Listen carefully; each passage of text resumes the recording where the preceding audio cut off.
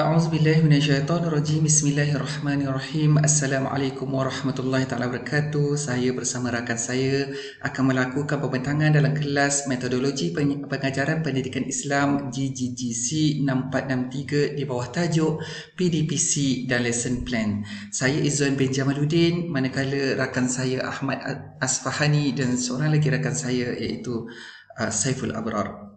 Seterusnya kita akan pergi melihat kepada isi kandungan PDPC pembelajaran abad yang ke-21, PAK 21. Maka saya akan melihat kepada pengenalan aspek komunikasi, aspek kolaboratif, aspek kreativiti, aspek pemikiran kritis, aspek nilai dan etika, pentaksiran dan juga cadangan dan kesimpulan. Seterusnya kita akan melihat kepada pengenalan PDPC dalam PAK ke-21 ini. Maka kita akan melihat apakah interaksi dua hal yang berlaku dalam pembelajaran antara guru dengan murid maupun murid dengan rakannya yang lain. Maka di sini kita akan tahu bahawa pembelajaran abad yang ke-21 ini bukanlah pembelajaran satu hala. Maka ia menghendaki untuk kita belajar secara dua hala. Murid juga terlibat dalam pembelajaran, murid juga boleh memberikan idea, murid juga boleh meluahkan apa yang mereka tahu. Yang keduanya, usaha meningkatkan kecemerlangan murid. Aspek perancangan dan kaedah pedagogi menjadi teras utama bagi penerapan nilai pengajaran dan pembelajaran yang berkesan. Dan yang seterusnya, menerapkan 5 elemen utama. Dalam PAK21 ini dia ada 5 elemen teras yang utama, iaitu komunikasi, kolaboratif, kreativiti, nilai murni dan etika. Seterusnya pemikiran kritis. Kita lihat kepada aspek yang kedua, itu aspek komunikasi. Maka aspek yang pertama iaitu aspek komunikasi. Saya akan meletakkan dua pecahaman idea di sini, iaitu pengaplikasian perbincangan dan juga kemahiran pedagogi. Pertama, kita melihat kepada penyampai atau penutur tidak hanya menggunakan pertuturan sahaja, malahan turut menggunakan bahasa tubuh. Dalam aspek komunikasi ini, kita tahu aspek komunikasi lebih kepada bahasa lisan. Namun, dalam aspek komunikasi kita akan belajar juga bahasa lisan yang lancar, bahasa lisan yang baik dan juga bahasa tubuh yang akan kita tahu untuk penggunaannya dari sudut komunikasi. Dan yang seterusnya, yang kedua, keberkesanan dalam teknik pembelajaran melalui PDPC adalah dengan pengaplikasian pembelajaran secara berkumpulan melalui perbincangan. Seterusnya kita akan melihat guru dari aspek kemahiran pedagogi. Guru mempunyai amalan komunikasi yang baik. Guru mestilah mempunyai amalan komunikasi yang baik. Guru mestilah menjadi suri tauladan kepada murid, berkomunikasi secara baik. Dan seterusnya yang terakhir iaitu komunikasi lisan dan juga bahasa tubuh. Guru akan menunjukkan bagaimanakah pertuturan dari sudut lisan, penggunaan bahasa dan kaedah percakapan yang baik, dan juga guru akan menunjukkan bagaimanakah pengajaran semasa guru mengajar dengan menggunakan bahasa tubuh yang membolehkan aspek komunikasi ini menjadi komunikasi yang berkesan. Dari sudut yang kedua itu aspek kolaboratif, kita akan melihat daripada aspek pertama iaitu penerapan interaksi dua hala dalam PDPC. Kita akan melihat yang pertamanya iaitu kolaboratif adalah menuntut kebersamaan bersama guru dan juga pelajar maupun pelajar dengan pelajar yang lain. Iaitu kolaboratif ini adalah hubung kait di antara pelajar dan juga guru dalam satu keadaan.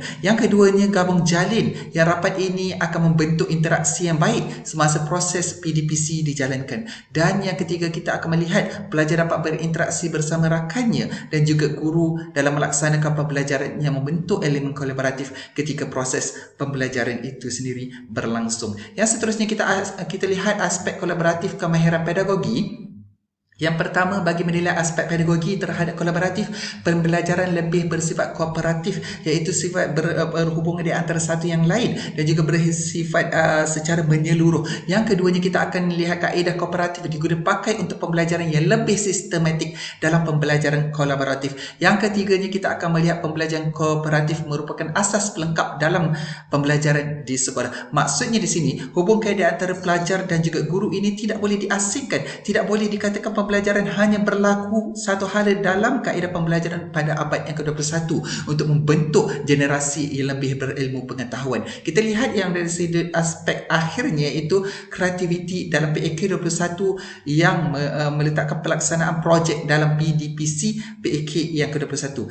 Kita lihat ya, sejajar dengan hasrat kerajaan untuk melahirkan masyarakat yang kreatif dan berinovasi, maka KPM telah menjalankan projek rintis pada tahun 2006 yang telah meletakkan dan memperkenalkan kajian projek bagi pelajar laksanakan. Seterusnya kita akan melihat bagaimana pendidikan kreativiti ini telah disemai melalui PAK 21 dengan kaedah khemah kerja geonetik iaitu geocamp yang telah meletakkan bahawa pemikiran kreativiti ini iaitu melaksanakan sesuatu projek akan membuahkan hasil kreativiti kepada seorang pelajar itu. Dan yang seterusnya yang terakhir iaitu kreativiti dalam PAK 21, bagaimana kemahiran pedagogi ini yang digunakan pakai untuk pelajar dapat laksanakan. Kita akan lihat konteks pengajaran pedagogi lebih melihat kepada pembelajaran yang berbeza dari aspek tradisional ya.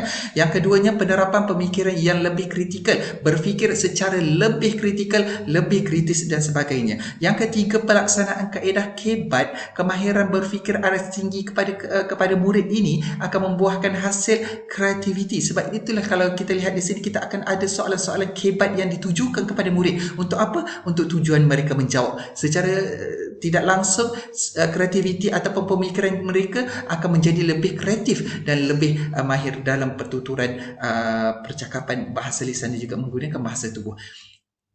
Seterusnya akan diteruskan oleh rakan saya Ustaz Asfahani. Terima kasih. Bismillahirrahmanirrahim. Assalamualaikum warahmatullahi wabarakatuh. Jadi saya ingin teruskan tentang PAK 21 berkaitan dengan pemikiran kritis, nilai murni dan etika, dan terakhir ialah pentafsiran. Okey, yang pertama tentang pemikiran kritis dalam PAK 21. Jadi apakah maksud pemikiran kritis? Iaitu ianya berlaku penerokaan pemikiran untuk menilai sesuatu idea secara logik dan rasional untuk membuat pertimbangan yang wajar dengan menggunakan alasan dan bukti yang munasabah. Jadi pemikiran kritis ini tak berlaku jika guru hanya pertama, adakah murid mempunyai maklumat yang bersesuaian dan mencukupi? Yang kedua, adakah murid digalakkan memberi pandangan yang beza? Dan yang ketiga, apakah alasan atau justifikasi murid terhadap pandangan atau keputusan yang dibuat? Jadi sepatutnya guru naklah memastikan bahawa murid memiliki maklumat mengenai pelbagai perkara bidang topik pelajaran yang mereka belajar pada hari itu. Okey. Yang kedua, sikap ingin tahu murid. Murid meneroka suatu bidang ilmu dengan cara pembacaan, penyoalan dan melakukan aktiviti secara hands-on untuk mendapatkan maklumat. Dan yang ketiga, membuat keputusan yang berasas. Murid membuat keputusan berdasarkan maklumat dan berupaya mempertahankan keputusan tersebut dengan memberikan bukti. Dan yang keempat ialah pemikiran terbuka. Murid berfikiran terbuka, menerima pandangan orang lain dan merendah diri. Jadi murid cuba untuk memberi pandangan dan guru adalah menerima, menghargai pandangan murid tersebut walaupun salah dan cuba betulkan jikanya salah. Dan begitu juga murid hendaklah menerima jawapan guru, menerima jawapan rakan-rakan mereka yang cuba untuk menjawab dan cubalah untuk memberi penghargaan. Jadi guru hendaklah menerapkan menggalakkan murid untuk cuba menjawab, cuba berfikir, cuba memberi idea-idea di dalam PDPC, di dalam soalan-soalan yang mereka belajar pada hari tersebut. Itu berkaitan dengan pemikiran kritis. Yang kedua ialah nilai murni dan etika. Ini antara perkara yang penting dalam pembelajaran PAK 21. Kita hendak murid itu sebut cemerlang, ada ilmu, dan pada masa sama kita hendaklah melahirkan mereka ini yang ada sifat akhlak, nilai murni, etika yang mulia, yang baik. Jangan hanya ada kecemerlangan dalam pelajaran sahaja, tapi agak lemah dalam etika, dalam akhlak, dalam nilai murni. Jadi apakah maksud nilai murni? Iaitu penerapan dan pemupukan nilai murni dan etika ke arah pembentukan jati diri nasional mengikut acuan Malaysia. Jadi nilai murni ini tidak terhasil jika guru hanya Pertama, adakah elemen ini diterapkan kepada murid semasa PDP? Maksudnya adakah di dalam kelas sahaja, luar kelas adakah guru mengambil membuat pemantauan, membuat penerangan? Yang kedua, adakah murid dapat memahami maksud nilai tersebut? Maksudnya dalam kelas hari itu, dalam bab hari itu, apakah nilai murni yang diberikan oleh guru? Adakah murid faham tentang nilai tersebut? Dan yang ketiga, adakah murid memahami kesan amalan nilai murni ini terhadap terhadap dirinya sendiri, masyarakat sekeliling? Maksudnya bila dia buat nilai murni itu, apa kesannya? Apa faedah yang dia dapat? Apa faedah yang kawan-kawan dapat? Apa faedah masyarakat dapat? Jadi sepatutnya guru adalah penerapan nilai yang bersesuaian. Murid dijelaskan dan diterapkan nilai yang bersesuaian semasa sesi PDP. Maksudnya tentang hari ini tentang topik apa? Contohnya topik akhlak, pelajaran akhlak. Apa nilai murni dia? Tolong-menolong. Jadi guru memilih satu nilai murni yang bersesuaian dengan topik yang mereka belajar pada hari tersebut. Yang kedua, penghayatan dan amalan. Murid perlu menzahirkan amalan nilai murni dan mengamalkannya dalam kehidupan seharian. Jadi bila mereka dah belajar di sekolah, mereka cuba untuk praktikkan, amalkan di rumah. Yang ketiga, penghargaan. Guru memberi penghargaan kepada murid dan memberi penghargaan kepada sesama rakan. Maksudnya bila murid cuba menjawab walaupun salah, walaupun dan betul, guru naklah memberi penghargaan. Jika salah, guru cuba menerang semula, betulkan semula. Begitu juga dengan kawan. Bila kawan mereka menjawab, kawan-kawan yang lain cuba memberi tepukan, galakkan, semangat dan sebagainya. Dan yang keempat, galakkan dan promosi. Guru mengadakan program untuk menggalakkan penghayatan dan amalan nilai murni. Guru membuat kempen-kempen, majlis-majlis penerangan, contohnya kempen apa? Kempen memberi salam, kempen menjaga kelas, membersih kelas dan sebagainya. Jadi dengan kempen ini mereka lebih faham apa itu nilai murni, apa itu etika yang baik dan sebagainya. Yang kedua, pentaksiran di sekolah. Okey, kalau dulu kita faham bahawa kita hanya lebih pada berorientasikan peperiksaan, murid hanya menghafal, mengira dan sebagainya, kita fokus kepada peperiksaan. Jadi sekarang telah berubah pada pentaksiran, yang mana sebelum ini peperiksaan yang biasa, kemudian kepada PBS dan sekarang hari ini masih dengan PBD. Jadi dalam pentaksiran ini melibatkan pelbagai bidang, pertama tentang kurikulum, tentang pedagogi guru dan yang seterusnya tentang pentaksiran. Okey, berikut antara komponen yang ada dalam pentaksiran, yang mana contohnya dalam PBS ia melibatkan dua elemen, iaitu tentang akademik dan bukan akademik. Yang akademik ialah seperti pentaksiran pusat yang dibuat oleh KPM, sepertinya pentaksiran Kedan 3 dan pentaksiran sekolah seperti yang ada ujian bulanan, peperiksaan bulanan, peperiksaan akhir tahun dan sebagainya. Dan yang bukan akademik seperti PAJSK yang di dalam subjek jasmani dan pentaksiran psikometrik. Jadi di sini ada beberapa aspek yang terlibat dalam PBD ataupun dalam pentaksiran. Contohnya yang pertama, melaporkan dalam bentuk tahap TP. Jadi di situ ada tahap 1 hingga tahap 6. Tahap 1 mungkin agak lemah, tahap 6 mungkin cemerlang. Jadi sekurang-kurangnya murid berada di tahap 3. Yang kedua, merujuk standard peak prestasi di SKP. Yang ketiga, merujuk hasil kerja dan penguasaan murid. Yang keempat, menggunakan pertimbangan profesional guru. Kelima, menggunakan template Excel, iaitu luar talian ataupun offline. Yang keenam, membuat pelaporan 2 kali setahun, iaitu pada pertengahan tahun, bulan Mei atau Jun, ataupun di hujung tahun pada bulan 10 atau bulan 11. Okey, ini antara tahap-tahap yang ada di dalam PBD. Tahap 1 hingga tahap 6. Tahap 1 masih lagi tahap lemah dan tahap 6 agak cemerlang. Jadi guru hendaklah memastikan murid sekurang-kurangnya berada di tahap 3, iaitu murid menggunakan pengetahuan untuk melaksanakan sesuatu kemahiran pada suatu situasi. Okey, dan yang terakhir ialah apa faedah yang guru dapat dari PBD tersebut.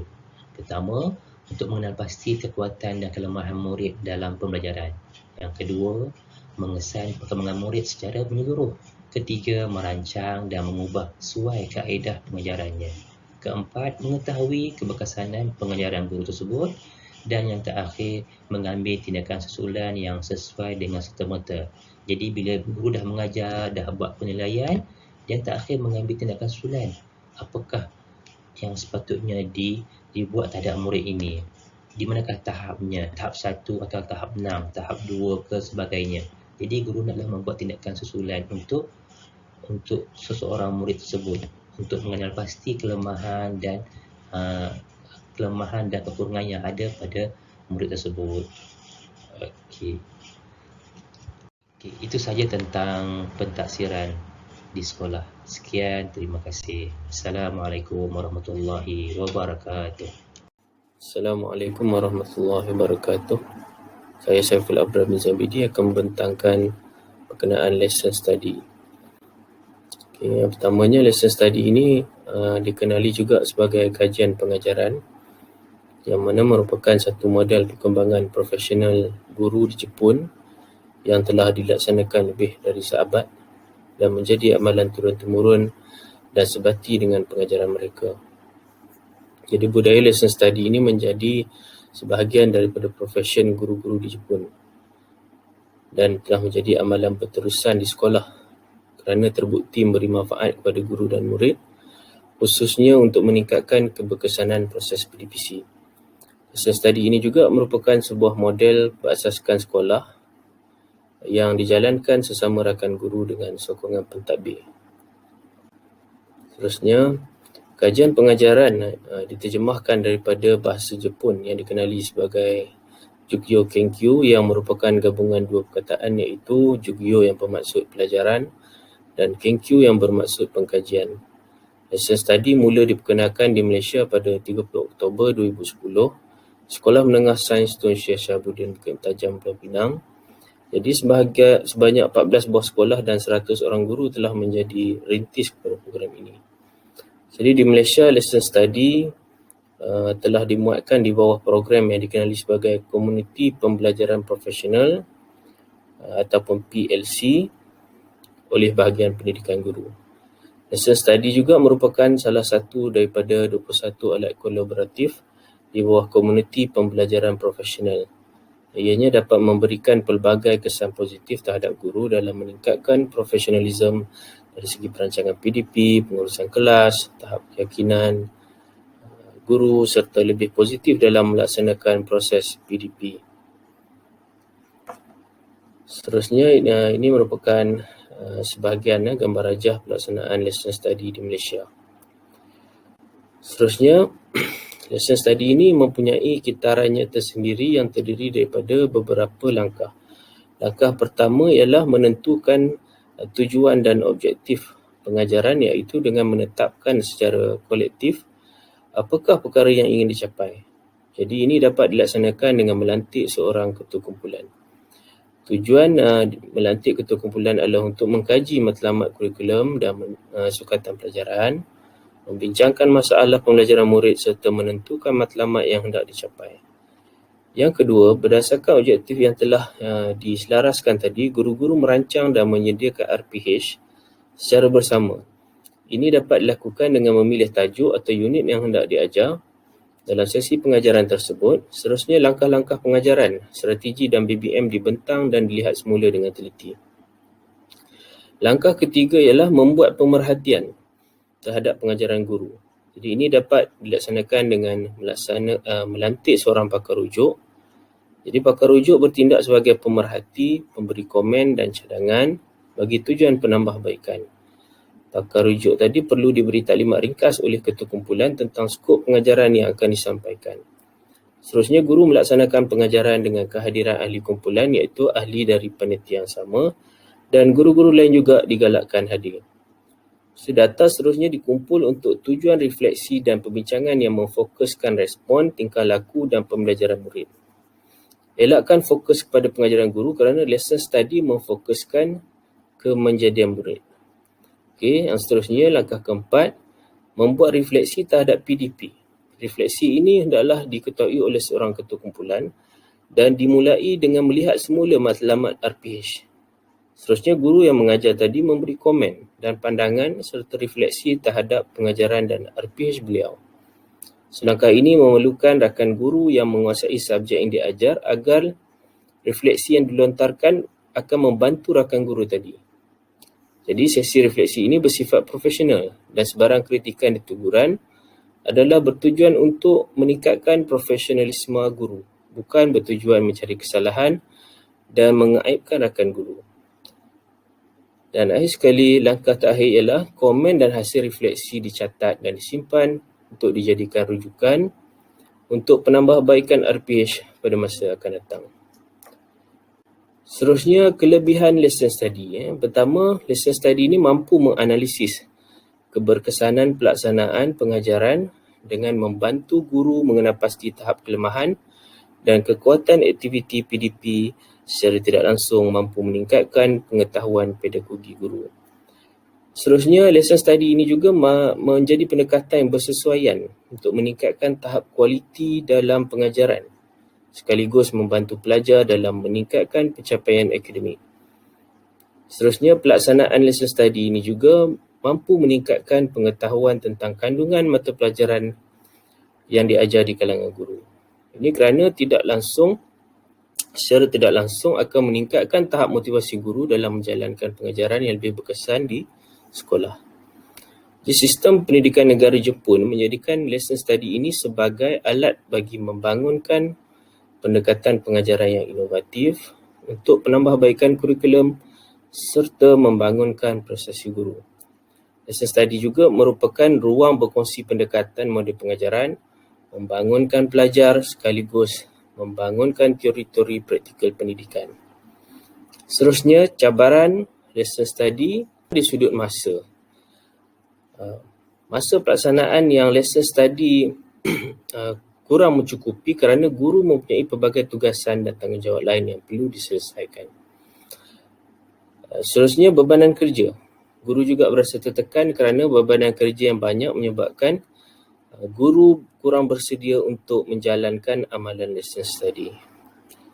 Dari sudut pengetahuan guru tentang lesson study agak terhad.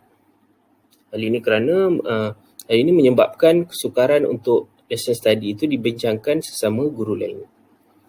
Dari sudut kemahiran pengajaran, kemahiran pengajaran ini juga turut menjadi cabaran dalam pelaksanaan lesson study kerana sebahagian guru cenderung untuk mengajar secara tradisional iaitu chalk and talk, terutamanya guru-guru yang telah senior.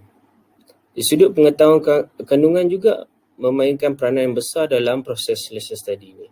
Jadi kekurangan dalam aspek ini secara tak langsung akan mempengaruhi pembelajaran dan prestasi pelajar. Seterusnya, dari sudut motivasi. Cabaran yang dihadapi guru adalah perasaan takut dikritik serta tidak selesa apabila pengajarannya diperhatikan guru lain. Dan akhir sekali, dari sudut kerjasama, cabarannya adalah kehadiran ahli atau rakan guru yang tidak konsisten serta persepsi negatif terhadap lesson study di kalangan rakan guru. Jadi kesimpulannya, lesson study berupaya menjadi strategi bagi membangunkan pengajaran yang inovatif untuk penambahbaikan kurikulum, berkongsi pendekatan model pengajaran serta membangunkan prestasi guru sekaligus meningkatkan pencapaian murid. Sekian, terima kasih.